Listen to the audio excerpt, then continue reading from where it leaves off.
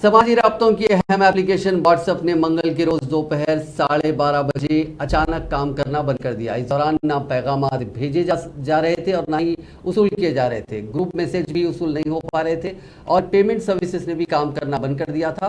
WhatsApp का ये बहरान सिर्फ हिंदुस्तानी नहीं बल्कि दुनिया भर में तकरीबन 2 घंटे तक जारी रहा और इसके बाद पैगाम के आने जाने का सिलसिला फिर शुरू हो गया। रिपोर्ट के मुताबिक दुनिया भर में सबसे ज्यादा इस्तेमाल किए जाने वाले मैसेजिंग ऐप के तकरीबन 2 घंटे तक ठप रहने के सबब सारिफीन का बुरा हाल रहा और कई अरब पैगामात मुअल्लक होकर रह गए। दोस्तों से बात करनी हो, किसी फाइल को शेयर करना हो या मुलाजिमीन को कोई हिदायत देनी हो, इस तरह के तमाम काम बंद रहे।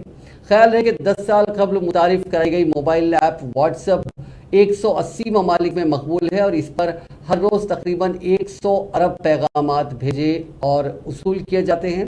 इस हिसाब से 2 घंटे के दौरान व्हाट्सएप पर 8 बिलियन मैसेजेस भेजे या उसूल किए जाते हैं।